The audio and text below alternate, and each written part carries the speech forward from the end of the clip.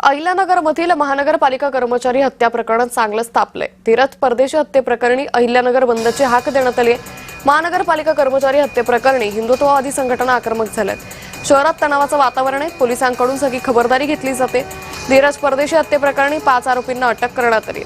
महानगरपालिका कर्मचारी धीरज परदेशींवर मुकुंदनगर भागात पथदिव्यांचं काम करत असताना प्राणघातक हल्ला झाला होता। या हल्ल्यात गंभीर जखमी झालेल्या धीरज परदेशींचा रविवारी उपचारादरम्यान मृत्यू झाला। धीरजच्या मृत्यूनंतर हिंदुत्ववादी संघटना आक्रमक झाल्या। सलग दुसऱ्या दिवशी अहिल्यानगर शहरात कडकडीत बंद पाळण्यात आलाय। कुठेही अनुचित प्रकार घडू नये यासाठी पोलिसांचा मोठा बंदोबस्त शहरात तैनात करण्यात आलेला आहे।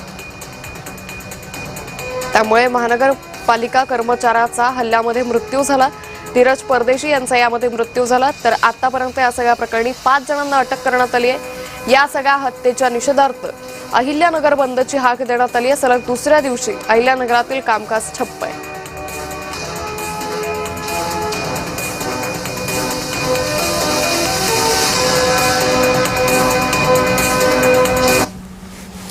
अहिल्यानगर महानगरपालिका कर्मचारी धीरज परदेशी याचा काल उपचारादरम्यान मृत्यू झालेला आहे। या मृत्यूनंतर हिंदुत्ववादी संघटना प्रचंड आक्रमक झाल्याचं पाहायला मिळालं होतं। या आक्रमणानंतर हिंदुत्ववादी संघटनांकडून नगर शहर बंदचं आवाहन करण्यात आलेलं होतं। काल दुपारपासूनच अहिल्यानगर शहर बंद ठेवण्यात आलेला आहे। बंदला शहरातील नागरिकांनी आणि व्यावसायिकांनी देखील उत्स्फूर्त प्रतिसाद नोंदवलेला आहे। आपापले दुकानं जे आहेत आस्थापने स्वतःहून त्यांनी बंद ठेवलेले आहे। आज दुसऱ्या दिवशी देखील बंद पूर्णपणे पाळण्यात आहे। कुठेही अनुचित प्रकार घडू नये यासाठी पोलीस बंदोबस्त देखील मोठ्या प्रमाणावर शहरातील विविध चौकांमध्ये आणि जे संवेदनशील भाग आहे त्यामध्ये ठेवण्यात आलेला आहे। आपण सध्या अहिल्यानगर शहरातील मुख्य बाजारपेठ असलेल्या बाजारपेठेमध्ये आहोत। त्याचबरोबर नवी पेठ असेल तसेच शहरातील जे उपनगरांचे मुख्य बाजारपेठ आहेत त्या देखील आज दुसऱ्या दिवशी बंद ठेवण्यात आलेल्या आहेत। कुठेतरी धीरजला न्याय मिळाला पाहिजे, त्यांचे जे मारेकरी आहेत त्यांच्यावर कठोरात कठोर कारवाई व्हावी या मागणीसाठी हिंदुत्ववादी संघटनांकडून जे आहे बंदचं आवाहन करण्यात आलेलं आहे। आज दुसऱ्या दिवशी देखील या बंदला उत्स्फूर्त प्रतिसाद अहिल्यानगरमध्ये पाहायला मिळत आहे।